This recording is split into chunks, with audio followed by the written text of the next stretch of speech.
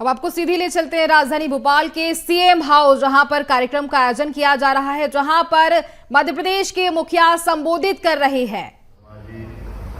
Major general Vikrant धुमने जी, हमारे सचिव श्रीमान संजय गोयल जी, इस अवसर पर सभी वरिष्ठ अधिकारीगण, अभिभावकगण, प्यारे पत्रकार साथियों,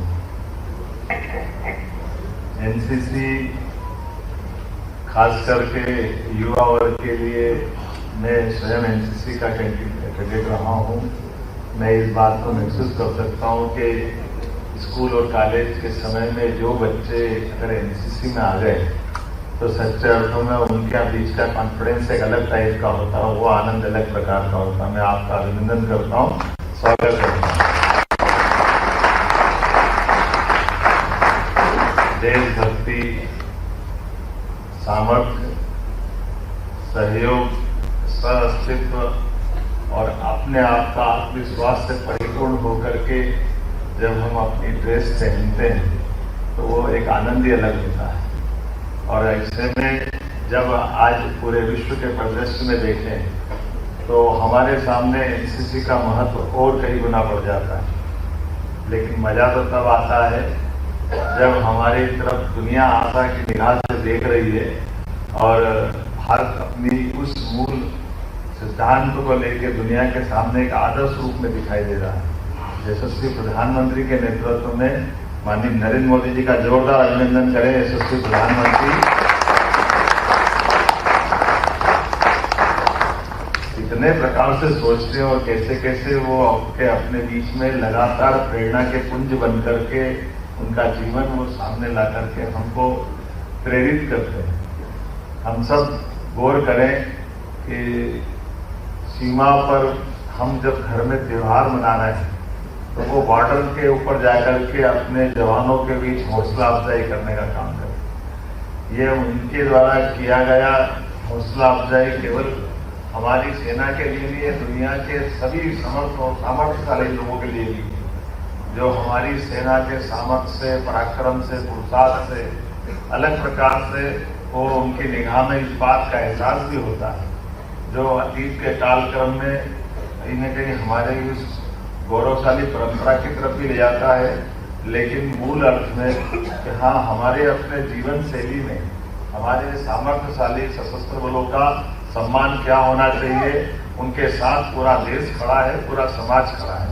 मुझे इस बात की भी प्रसन्नता है कि आज इस कार्यक्रम के पहले यशस्वी प्रधानमंत्री के साथ आपने गणतंत्र दिवस पर अपनी भूमिका अदा की और उस भूमिका के बलबूते पर जैसा कि हमारे माननीय अधिकारी बता रहे थे कि हमने अपने ओवरऑल लगातार इम्प्रूवमेंट किया। मैं दिल से बधाई देना चाहूँगा आपको, क्योंकि ये एक बड़ी उपलब्धि है। कहाँ 11वां नंबर, कहाँ 6वां नंबर, कहाँ 4वां नंबर। ऐसा लग रहा है कि भारत की अर्थव्यवस्था के साथ आप कदम ताल कर रहे हैं। यशस्वी प्रधानमंत्री जब आए थे तो हमारा नंबर भी 11वां था 2014 में, और वो लास्ट ईयर 5वें नंबर पे था और अब 4 पे पहुंचने वाला है। तो एनसीसी के हमारे खास करके अपने प्रदेश के लेवल पे ये माना जाएगा कि हमने अपने प्रदेश में ये जो सम्मान हासिल किया, मेरी अपनी ओर से बधाई देता हूँ।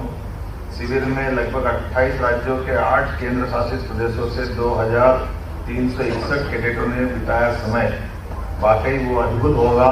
मैं केवल एहसास कर सकता हूँ, क्योंकि ये एनसीसी कैडेट का सम्मान जीवन में एक बार मिलता है, लेकिन जीवन भर इसकी यादें आपके साथ जुड़ी रहती हैं। हमारे उस्ताद के साथ बिताया समय, हमारा प्रत्येक पल उस आनंद और उत्साह से भरा रहता है। मैं मान के चलता हूँ कि आज जब मुझे बताया गया है कि हमारे लिए हमारे इस निर्देशालय में एक बालिका कैडेट ने गोल्ड मेडल और 2 अन्य बालिका ने सिल्वर मेडल जीतने में सफल रहे, बधाई देता हूँ आप दोनों को। इसी तरह से घुड़सवारी प्रतियोगिता में भी एक बालिका कैडेट ने गोल्ड मेडल जीता, मैं बधाई देना चाहूँगा। घुड़सवारी, स्विमिंग, ये मेरे भी बड़े पसंद के आनंद के विषय है। हमारे लिए अब आज के समय में खासकर इस वर्ष हमारी 15 बालिका कैडेट कर्तव्य मार्चिंग टुकड़ी का हिस्सा बनी, गार्ड ऑफ ऑनर के लिए चयनित हुई और इन बेटियों को देख के सच में मार्च करते हुए हमें गर्व होता है, हमारा माथा गर्व से ऊंचा हो जाता है। मैं आपको बधाई देना चाहूँगा। इस वर्ष सीएम बैनर प्रतिस्पर्धा में भाग लेने वाले सभी कैडेट को हृदय से बधाई देता हूँ। और एनसीसी का मतलब ये एकता और अनुशासन की पाठशाला, ये हमारे जीवन के सभी क्षणों में, सभी समय सदैव मार्ग प्रशस्त करेगी। और खास करके अतीत के काल से जोड़ के देखें तो हमारे यहाँ के विद्यार्थियों ने, हमारे यहाँ के वीर लोगों ने लंबी परंपरा है। वीर वसुधा वसुंधरा के प्रतीक पे याद इतिहास सबसे पुराने, सबसे प्राचीनतम देशों में से अपना देश भारत, और यहाँ प्राण देने वालों की तो कमी नहीं रही, लेकिन प्राण देने के पहले भी अपनी जीवटता का प्रकटीकरण करने के लिए उदाहरण भी सभी वर्गों में समान रूप से रहे। जहाँ एक तरफ हमारे बच्चों ने अपनी भूमिका अदा की है, ऐसे उत्कृष्ट संस्कारों के बलबूते पर सभी ने अपने अपने से इसे बड़े बड़े प्रतिमान कायम किए। कई बार हमारी स्कूल जीवन से, कॉलेज जीवन से पढ़ने लिखने वाले लोगों के उदाहरण तो मिलते ही हैं, लेकिन उससे इतर भी उदाहरण बहुत बड़े बड़े पड़े। मैं मान के चलता हूँ मध्य प्रदेश में सम्राट विक्रमादित्य से लेकर राजा भोज तक ये ऐसे बड़े बड़े नाम हैं जिनने दुनिया में अपना नाम कमाया है। लेकिन अशोक भी हमारे यहाँ गवर्नर करके 10 साल उज्जैन में रहे हैं। एक नहीं, ऐसे अनेक नाम ले सकता हूँ, लेकिन आज तो चूंकि एनसीसी का आनंद है और ये चीफ मिनिस्टर बैनर के कार्यक्रम में आप इस हाउस में आए, मैं आपका स्वागत करता हूँ, अभिनंदन करता हूँ। और इस समय पे और एक बार मिलकर के खूब आनंद से सारी बातें शेयर करेंगे। आज तो मैं बच्चों को स्कूटी बांटने जा रहा हूँ यहाँ से। हमारे बच्चे जो अपने अपने स्कूल में प्रावीण्य सूची में आए, तो हमारे संजय गोयल जी सर उनके लिए भी ले जाने आए होंगे। हमने कुछ और अलग अलग योजना ही बनाई। बच्चों, आप सबके लिए मध्य प्रदेश में बड़ी संभावना का आकाश खोल रहे हैं। एक एक करके सभी सेक्टर के अंदर हमारी जितनी बौद्धिक क्षमता वाली युवा शक्ति है, इस युवा शक्ति के बलबूते पर देश को यशस्वी प्रधानमंत्री के नेतृत्व में नंबर 1 का राज्य बनाने के लिए प्रदेश को हम लगातार ताकत से लगे हैं। जैसे प्रधानमंत्री जी देश को नंबर 1 का देश बनाने में लगे हैं, ऐसे में जब हम दुनिया हमारी तरफ देख रही है, आप समाचार पत्रों से रोज देख रहे होंगे, बड़ी बड़ी महाशक्तियां अब जिस प्रकार से व्यवहार कर रही है, उनके व्यवहार में अपने आप में डर भी छिपा हुआ है। उन्होंने जहां तक जिस मुकाम को हासिल कर लिया वो ठीक है, लेकिन आने वाले समय में वो मुकाम पे रहे, इसके लिए उनका कॉन्फिडेंस भी डावाडोल हो रहा है, क्योंकि उसका होना भी जरूर लाजमी है। कारण एक ही है कि जब बड़ी दुनिया का सबसे युवा देश अगर कोई है तो भारत है, और भारत की बौद्धिक क्षमता की बलबूते पर यूरोप से लेकर कई देश आज आगे बढ़े। ऐसे में जब हमारे बच्चे अपने बलबूते पे अपने प्रदेश और देश को आगे बढ़ाने का अवसर अनुकूल पा रहे हैं, तो संभावना स्वाभाविक रूप से और जब खास करके हमारे प्रतिद्वंदी हैं, उनके मन में तो डर बैठेगा ही से।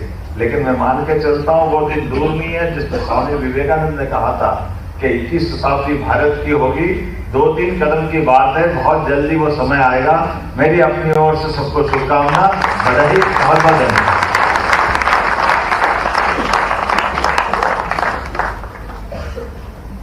धन्यवाद महोदय। अंगार हार काजल की सुनहाक समय रुक जाता है, आदेश जहां का देखे इतिहास वहीं झुक जाता है, इतिहास वहीं झुक जाता है। इन पंक्तियों के साथ आज हम उन विशेष कैडेट को सम्मानित करने के लिए यहाँ एकत्रित हुए हैं जिन्होंने गणतंत्र दिवस शिविर 2025 में अपनी प्रतिभा और समर्पण से उत्कृष्टता का परिचय दिया। इन कैडेट्स ने कठिन परिश्रम और अनुशासन से न केवल अपनी सीमाओं को पार किया, बल्कि पूरे देश के सामने हमारे संगठन की गरिमा बढ़ाई और राज्य का नाम रोशन किया। आज हम इनकी कड़ी मेहनत और सफलता को सलाम करते हुए इन्हें सम्मानित करेंगे। मैं माननीय मुख्यमंत्री जी से अनुरोध करती हूँ कि मंच पर पधारकर इन उत्कृष्ट कैडेट्स को सम्मानित करें। इस कड़ी में मैं सर्वप्रथम बुलाना चाहूंगी senior under officer Kaushiki Shukla. आपने all India best cadet competition में प्रथम स्थान प्राप्त किया। मुख्यमंत्री जी की ओर से 1 लाख रुपए मुख्यमंत्री पुरस्कार राशि के स्वरूप में प्रदान की जाएगी।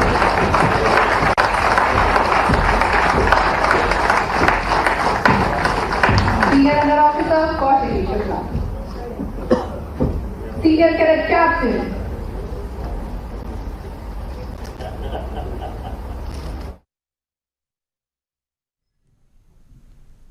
तो ये तस्वीरें राजधानी भोपाल से दिखा रहे हैं आपको, जहां पर कार्यक्रम का आयोजन सीएम हाउस में किया जा रहा है। सम्मान कार्यक्रम चल रहा है मुख्यमंत्री निवास पर। यह कार्यक्रम का आयोजन चल रहा है जहां पर मुख्यमंत्री मौजूद हैं। राजधानी भोपाल के सीएम हाउस में चलते कार्यक्रम में जहां पर सीएम डॉक्टर मोहन यादव सभी छात्रों को स्कूटी वितरण कर रहे हैं। स्वागत कीजिए। इन सबको स्कूटी की चाबी यहाँ पर दी जा रही है। और इसके बाद है बबली मीणा, सुभाष उत्कृष्ट विद्यालय से एक बार फिर बबली मीणा।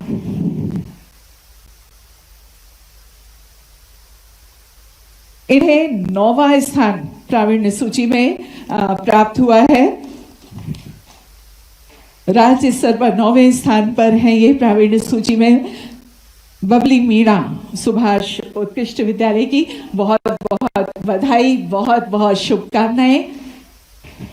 और इसके बाद है पलक सिंह, एक बार फिर शासकीय सुभाष उत्कृष्ट उच्चतर माध्यमिक विद्यालय शिवाजी नगर से, और इन्हें भी 9वां स्थान प्राप्त हुआ है प्रावीण्य सूची में। और ये दोनों विद्यालय में प्रथम स्थान पर रहे। दोनों को कुल 478 अंक प्राप्त हुए। बहुत बहुत बधाई, बहुत बहुत शुभकामनाएं। इसके बाद है सिद्धार्थ साहू। सिद्धार्थ साहू शासकीय उच्चतर माध्यमिक विद्यालय गोविंदपुरा के छात्र हैं ये, और कुल 472 अंक इन्होंने प्राप्त किए। विद्यालय में पहला स्थान है। यहाँ पर इन्हें सम्मानित किया जा रहा है, स्कूटी की चाबी दी जा रही है। और इसके बाद है शासकीय कमला नेहरू उच्चतर माध्यमिक विद्यालय से रफत खान। रफत खान ने कुल 471 अंक प्राप्त किए। बहुत बहुत बधाई रफत आपको। और अगला नाम जो है वो है उषा मीणा का, मॉडल गांधी नगर विद्यालय से है ये। कृपया आ जाए यहाँ। उषा मीणा, इन्होंने 469 अंक प्राप्त किए। और आपकी जोरदार तालियां इनकी हौसला अफजाई कीजिए। उषा मीणा के बाद है सलोनी दांगी।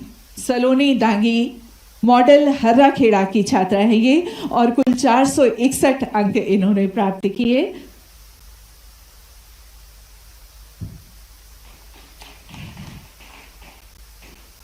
शासकीय उच्चतर माध्यमिक विद्यालय गुनगा से आकाश कुशवाहा। आकाश कुशवाहा 457 अंक इन्होंने प्राप्त किए हैं। आपकी तालियां बजती रहना चाहिए। और आकाश कुशवाहा के बाद आर्यन राजपूत शासकीय बालक बैरसिया से हैं, और कुल 455 अंक इन्होंने प्राप्त किए। आप सभी को बहुत बहुत बधाई, बहुत बहुत शुभकामनाएं। और इसके बाद यहाँ पर हमारे 2 बच्चे और भी हैं, जिसमें है कुमारी आरती हरिचंद शासकीय उच्चतर माध्यमिक विद्यालय सुंदरदेव जिला खंडवा से।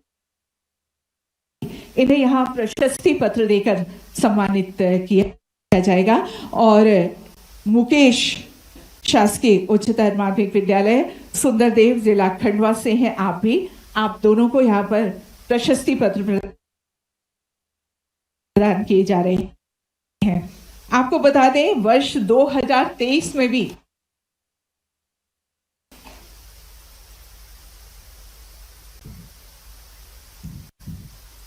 स्कूटी वितरण का ये कार्यक्रम हुआ था, जिसमें कुल 7,787 लाभार्थी थे।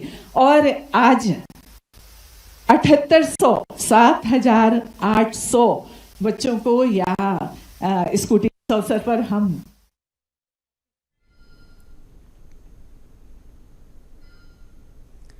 तो राजधानी भोपाल से सीधे तस्वीरें आपको दिखा रहे हैं जहां कार्यक्रम चल रहा है, छात्रों को स्कूटी वितरण किया जा रहा है।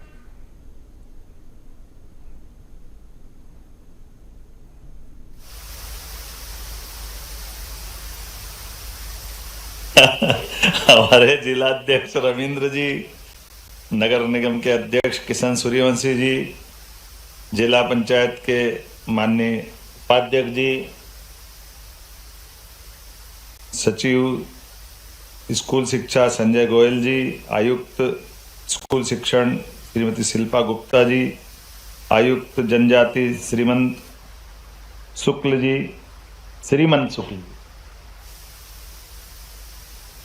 प्रतिभाशाली विद्यार्थियों के लिए स्कूटी का आज का देना, सच में मैं अभी एक एक करके सभी मित्रों से पूछ रहा था कि आपने कितने नंबर लाए, आपको आगे बनने का क्या मूड है, क्या आपका सपना है, क्या सोच रहे हो। और मुझे इस बात की प्रसन्नता है कि 12 लोग आए और 12 के 12 में से 12 प्रकार के विभाग उनने अलग अलग बताए, कोई ने मिक्स नहीं किया एक साथ।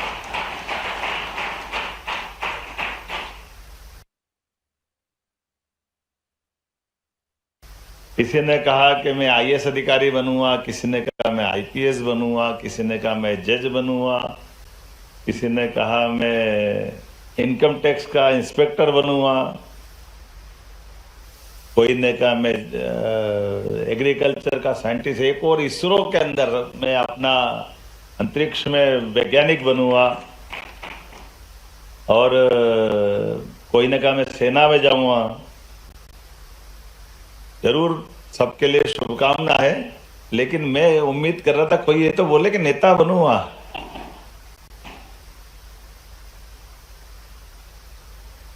ये मैं बड़ा मुश्किल है। मैं अब ये कठिन तो है, काम तो कठिन है, मंच पे ऊपर बैठ के तो कठिन बोलना ही पड़ेगा। बच्चों से पूछो कठिन है कि नहीं है, लेकिन ये हमारे लिए, इस लोकतंत्र के लिए, आज के समय के लिए विचारवान विषय तो है कि दुनिया का सबसे महान देश हमको बनाना है और दुनिया के अंदर भारत के गणतंत्र की छाप छोड़ना है। तो हमारे टैलेंटेड लोग भी अपने कामों के साथ, इसका मतलब क्या हुआ, प्रतिभा अगर है तो प्रतिभा के बलबूते पर हम चाहते क्या हैं। चाहने के लिए अगर हमारा दायरा देखें तो एक तो ये हो जाएगा कि मैं अपने जीवन में मेरी सुख सुविधाओं के लिए जो बेहतर से बेहतर हो जाए, मैं मेरे तक रहूंगा तो मेरी प्रतिभा के साथ न्याय करूंगा कि अन्याय करूंगा। ऐसे उदाहरण हमको देखना पड़ेंगे कि बड़ा टैलेंटेड व्यक्ति है, लेकिन टैलेंटेड होने के बाद भी अपने यहाँ मेरिट की बात आ रही। मान लो अभी तो ये मेरिट पे ही अपन बात कर रहे हैं, तो मेरिट में तो आप खतरे में जाओगे अगर मेरिट के अंदर जाओगे तो। मेरिट के उदाहरण बड़े डरावने भी हैं लेकिन अच्छे भी हैं। मेरिट में एक हमको दिखता है भगवान राम से जिसका झगड़ा हुआ, वो मेरिट में तो बहुत मजबूत था। क्या कमी थी उसमें? मानव सुख में ऐसा माना जाता है कि 10 सुख जीवन में जिसको मिल जाए उसका जीवन सफल। और 10 सुख में क्या क्या आते हैं?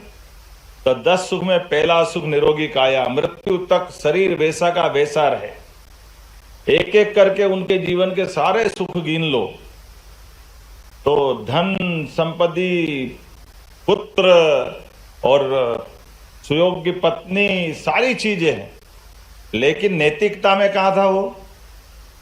तो इसका मतलब है कि विचार का दूसरा रास्ता बनता है कि केवल मेरिट से काम नहीं बनेगा, मॉरलिटी भी चाहिए, नैतिकता भी चाहिए। और नैतिकता के बलबूते पर हमारे देश ने सदैव केवल योग्यता नहीं, योग्यता से बड़ी नैतिकता भी चाहिए। इसीलिए हमारे यहाँ छोटे से छोटे व्यक्ति ने, पन्ना धाय ने अपने बेटे को देश की आवश्यकता के हिसाब से, सबको मालूम है चित्तौड़ के अंदर एक बच्चे को, अपने सगे बच्चे को अपनी नौकरी करते करते राजवंश के बच्चे के ऊपर खतरा आया तो बच्चा बदल करके सामने, अपनी आंखों के सामने उसकी हत्या होते देखने का उदाहरण हमारे अपने देश का है। बगल का चित्तौड़ है, राजस्थान के पास का। और ये एक नहीं, ऐसे कई उदाहरण भरे पड़े हैं जहां हमने अपने देश काल परिस्थिति के हिसाब से, यहाँ के संस्कारों के बलबूते पर हमारे सामने कहने के लिए भगवान श्री कृष्ण का उदाहरण, अगर भगवान शब्द हटाएं, क्योंकि भगवान शब्द कहते हमको लगता है भगवान ही कर सकते हैं, लेकिन मानव जीवन के नाते से देखें तो कंस के अत्याचार के बाद, कंस को मारने के बाद दुनिया का पहला उदाहरण बना है कि जब उन्होंने अपने लिए सत्ता हासिल नहीं की, कुर्सी हासिल नहीं की, लेकिन सत्ता पे उग्रसेन महाराज को बिठा करके गणतंत्र की स्थापना की। 2000 साल पहले विक्रमादित्य के जीते जी, सच्चे अर्थों में तो विक्रमादित्य का नाम विक्रमादित्य भी नहीं, उनका नाम है सहसांक। और सहसांक नाम होते, उनका अपना नाम होते होते जो असंभव को संभव कर दे, उनके बारे में ऐसा कहा जाता कि असंभव को संभव करने में, अब आप बताओ उसमें टैलेंट लगेगा कि नहीं लगेगा? टैलेंट वाले तो करते हैं असंभव को। 97%, 99%, क्या क्या उदाहरण है। ये आपके जो उदाहरण है, तो जिसने विक्रम मतलब सुक्रम, तो कोई भी सुक्रम 1 2 3 4 गिनती तो कोई भी कर सकता है, लेकिन विरुद्धार्थी क्रम को सुक्रम में बदल दे, असंभव को संभव कर दे, उसका नाम विक्रम। और आदित्य वैसा आदित्य के समान है, इसलिए उनको उपाधि मिली विक्रमादित्य। तो उनका मूल नाम भूल के लोग जीवन भर उनको विक्रमादित्य कहते रहे।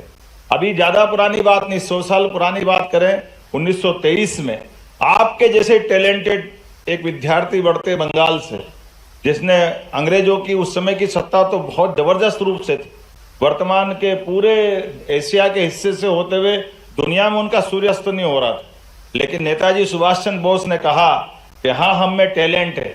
क्योंकि ये हमको गाली बकते थे कि हिंदुस्तान वालों में दिमाग नहीं है, हिंदुस्तान वालों में समझ नहीं है, केवल अंग्रेज ही शासन कर सकते हैं, अंग्रेज की सत्ता से ही भारत का भला होगा।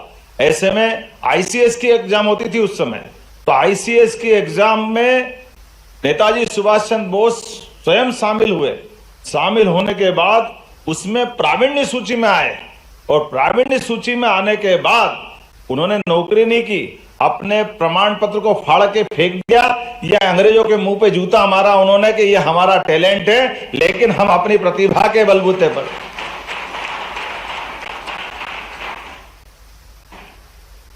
अपनी प्रतिभा के बलबूते पे भारतीयों का मान सम्मान बढ़ा के दिखाया। और बात का काल सबके सामने, अपने जीवन में नेताजी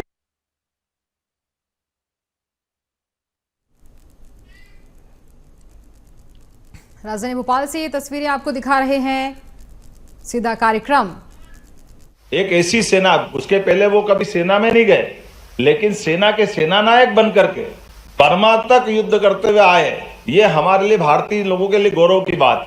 और ऐसी एक नहीं, कई सारी बात अपने यहाँ उदाहरण भरे पड़े हैं। यशस्वी प्रधानमंत्री नरेंद्र मोदी जी के लिए जोरदार अभिनंदन करो, हमारे लिए तो आंखों के सामने दिखे। इनसे बड़ा आदर्श उदाहरण कहां रहेगा? क्योंकि मैं ये बात कारण से कह रहा हूं, यहां बच्चों को स्कूटी दे रहे हैं, तो मेरे ख्याल से मंच में से भी कई लोग होंगे, मैं भी आप में से हूं, जो सरकारी स्कूल से पढ़ के निकले। हमको प्राइवेट स्कूल की सारी सुविधाएं नहीं मिली, लेकिन उसके बावजूद भी पढ़ने का मौका है, तो नरेंद्र मोदी जी भी सरकारी स्कूल से निकले।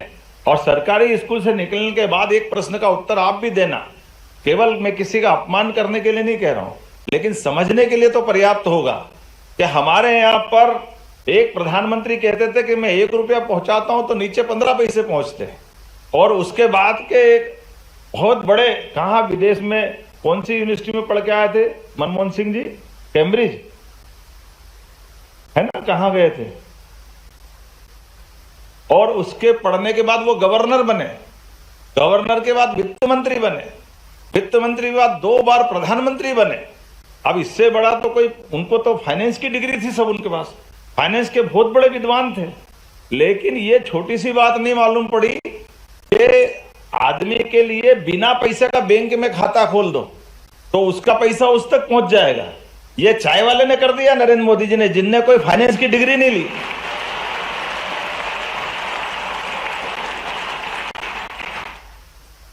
अब हमारे सामने उदाहरण आ गए दोनों। एक और उदाहरण देता हूं, भिंड का। हमारे एक अधिकारी ने सुनाया बड़ा अच्छा किस्सा, संघ के अधिकारी ने। उनने कहा कि हमारे भिंड में एक परिवार के जानकारी, जो जहां शाखा लगती थी उसके पास में एक परिवार था, तो परिवार में एक दूसरे के साथ में ये ध्यान में आता था कि 2 पड़ोसी की बिल्कुल नहीं बनती थी, बहुत आपस में दुश्मनी जैसा हिसाब। अब दुश्मनी तो है, लेकिन एक दिन उस पड़ोसी के बच्चे की बारात जा रही, तो जिनकी बारात जा रही उसमें वो पड़ोसी जिससे झगड़ा वो भी अटैची लेके जाने के लिए तैयार। तो एक अधिकारी दूसरे जो रात दिन मोहल्ले में जानते थे, उन्होंने कहा ये क्या नाटक है, तुम्हारी तो इनसे बनती नहीं है, तुम इनसे इनकी बारात में कहाँ जा रहे हो? तो उन्होंने कहा इधर आओ, आप कहाँ तक पढ़े हो? उसने कहा मैंने MA करा है। बोले तुम पढ़े तो तुम गुणे नहीं हो, तुम अक्कल नहीं है साहब। बोले क्यों? बोले भाई ये हमारी लड़ाई चलती रहेगी, अरे हम तीसरे गांव जा रहे हैं तो इसकी इज्जत बढ़ाने के लिए मेरे को जाना पड़ेगा कि नहीं जाना पड़ेगा? ये संस्कार भारत के हैं।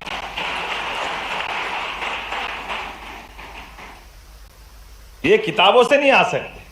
हमारे अपने घर के अंदर कुछ भी रगड़े चलते रहे, लेकिन बाहर हमारा सबका मान सम्मान बढ़े, ये हमारी संस्कृति है। और ये छोटे छोटे गांव में सब दूर है। कोई अनजान आदमी मिलेगा, पढ़ा लिखा जाएगा तो उसको नमस्कार करने में शर्म आएगी, लेकिन बगैर पढ़ा लिखा आदमी गांव का कोई भी आएगा तो राम राम तो करेगा। ये हमारे संस्कार है। अरे कोई आ रहा तो शिद्दत के साथ नमस्कार करना क्या गलत बात है? मैं बहुत बात बोलने के लिए बहुत सारी कर सकता हूं, लेकिन मुझे तो आज स्कूटी का मजा आ रहा है आपको देख कर के।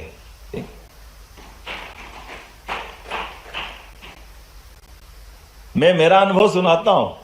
मेरे घर के अंदर जब मैं 82 में पहली बार चुनाव लड़ा, तो हमारे साइंस कॉलेज में चुनाव में विद्यार्थी परिषद कभी जीतती नहीं थी। मेरे भैया ने कहा तुमको चुनाव लड़ाते हैं, तो मैंने कहा मैं चुनाव तो लड़ूंगा, जीतूंगा तो क्या दोगे? तो उन्होंने कहा मैं तुमको बुलेट दूंगा। तो उस समय बुलेट बड़ी बात रहती थी, बहुत 82 की बात है। तो हमने कहा मैं बुलेट तो लूंगा, और उसमें 5 रुपये पेट्रोल, 5 रुपये लीटर था। तो बुलेट लेने के लिए मैं जी जान से चुनाव लड़ा, चुनाव जीत भी गया। अब संयोग ऐसा हुआ कि चुनाव का चस्का लग गया, तो उसी समय उस समय हमारे टाइम PMT होती थी, तो PMT में मेरा सिलेक्शन हो गया। 2-1 महीने में इंदौर मेडिकल कॉलेज गया। फिर मैंने कहा अरे, सब लोग कहने लगे कि यार सेकेंड ईयर में फिर प्रेसिडेंट लड़ाना बड़ी मुश्किल से, तो तुम जीते, 20 साल से कोई जीता ही नहीं था, तो एक बार तुमको फिर सेकेंड ईयर में प्रेसिडेंट लड़ा देते हैं। अब मेरे को भी लगा कि इधर बुलेट भी मिल रही है और मेरे को तो चुनाव लड़के जीतना है, तो मैं वापस मेडिकल छोड़े आया, वापस BSc करने आ गया साइंस कॉलेज में। और साइंस कॉलेज में आके फिर सेकेंड ईयर में चुनाव लड़ा, प्रेसिडेंट बना, यूनिवर्सिटी प्रेसिडेंट बना। भैया ने कहा बिल्कुल तुम्हारे से, मैंने कहा कमिटमेंट है ना, चुनाव जीतोगे तो दोगे। तो मैंने कहा यार ये पुरानी का क्या करेंगे? बोले हटाओ इसको, पुरानी में तुमको दूसरी दिला देता हूँ। फिर उन्होंने बुलेट दे दी मेरे को एक, तो फिर वालों पर अपने को आनंद आ गया, हाँ ये ठीक है। अब अगली बार फिर फाइनल में पहुंचा, तो मैंने कहा अब मैं तो जीत गया 2 बार, अब बाकी का क्या करूं? मतलब मेरी पार्टी जीतेगी तो फिर बुलेट दिलाओगे? बोले हाँ बिल्कुल दिलाऊंगा। तो मुझे इस बात की, जैसे ये जो अपना आनंद है, छोटा सा पुरस्कार है, लेकिन उसके बाद से 88 तक चुनाव चलते रही। मैं हर एक बार अपनी पार्टी को वहां जिताता रहा। भैया बराबर कमिटमेंट के साथ, पुरानी बिके ना बिके, नहीं तो बेच देते थे आराम से कि दूसरी दिला देते हैं, लेकिन नहीं बिकेगी तो भी दूसरी दिला देते कि तू चुनाव जीतता रहे, बाकी तो अपन सब देखते हैं, कोई झंझट नहीं। लेकिन सही बात आगे की बता रहा हूं, बुलेट तो मिल जाती थी, बाद में पेट्रोल में झंझट हो जाती थी, इतना पेट्रोल कौन भरा? बड़ा मुश्किल जाता था कि अब ये पेट्रोल 5 रुपए लीटर, लेकिन 5 रुपए भी बड़ी बात है, तो सोच समझ के चलाना पड़ता था कि इतनी चलाएंगे, आएंगे जाएंगे, बाद में फिर रोज रोज तो पेट्रोल का पैसा दिक्कत आती है। लेकिन आप भाग्यशाली हो, इलेक्ट्रिक व्हीकल का मजा अलग है, आपको तो बिजली का बटन दबाना, दिन भर चलाना, लेकिन इतनी भी मत चलाना कि अपने लिए पढ़ाई से ध्यान भटक जाए। लेकिन आने वाले समय में, जो मैंने अभी स्टार्टिंग में क्या, मेरे को कोई एक भी आदमी ये कहते नहीं मिला कि मैं शिक्षक बनूंगा, एक भी कोई ये विद्यार्थी ये नहीं मिला कि मैं अच्छा किसान बनूंगा, एक भी कोई ये कहने नहीं निकला कि मैं नेता बनूंगा, एक भी कोई यह कहने को लिए निकला कि मैं उद्योगपति बनूंगा। आप बताइए, ये लाइन भी उतनी महत्व की है। उद्योगपति, मैं अभी जापान गया था, जापान में एक जो अभी अपने आप बहुत अच्छी पैनासोनिक कंपनी है, पैनासोनिक की स्टार्टिंग जहां से हुई, उन्होंने जो कंपनी की शुरुआत की, आपको ध्यान में, पैनासोनिक तो टीवी आए थे पहले, बहुत जबरदस्त बहुत बड़ी कंपनी हो गई, लेकिन बहुत गरीब परिवार से उन्होंने अपनी कंपनी की शुरुआत की।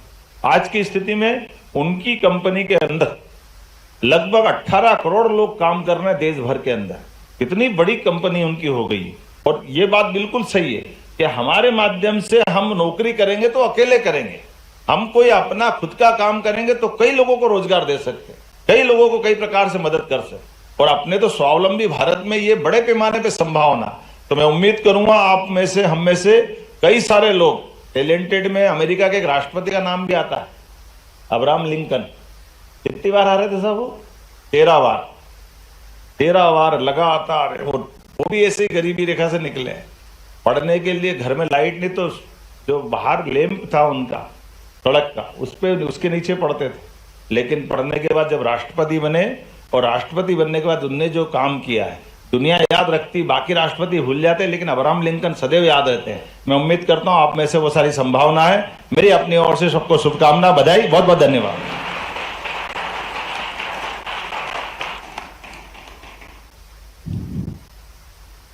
बहुत बहुत आभार, बहुत बहुत धन्यवाद माननीय मुख्यमंत्री महोदय जी आपका।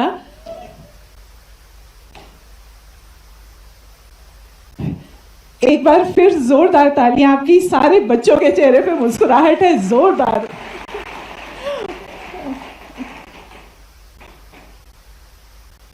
और अब हमारा अनुरोध है, हमारे बीच में है आयुक्त जनजातीय कार्य विभाग श्री श्रीमन शुक्ल जी।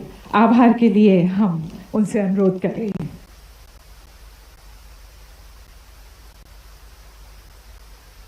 मैं स्कूल शिक्षा विभाग एवं जनजातीय कार्य विभाग की ओर से प्रदेश के यशस्वी माननीय मुख्यमंत्री जी का हृदय से आभार व्यक्त करता हूं, जिनकी गरिमामयी उपस्थिति और प्रेरणादायी उद्बोधन से न केवल विद्यार्थियों का मनोबल बढ़ा है, बल्कि वे भविष्य में और बेहतर करने के लिए उत्साहित हुए हैं। सर, आपके ऊर्जावान उद्बोधन ने विद्यार्थियों को भविष्य के लिए नए आयाम खोले हैं। माननीय मंत्री जी जनजातीय कार्य तथा माननीय मंत्री जी स्कूल शिक्षा विभाग के प्रति भी मैं कृतज्ञता ज्ञापित करता हूं, जिनकी इस महत्वपूर्ण कार्यक्रम में सहभागिता ने इस तथ्य को रेखांकित किया है कि स्कूल शिक्षा तथा जनजातीय कार्य दोनों ही विभाग विद्यार्थियों के कल्याण और शैक्षणिक गुणवत्ता के लिए एक समान नीतियों तथा योजनाओं के साथ प्रतिबद्ध हैं।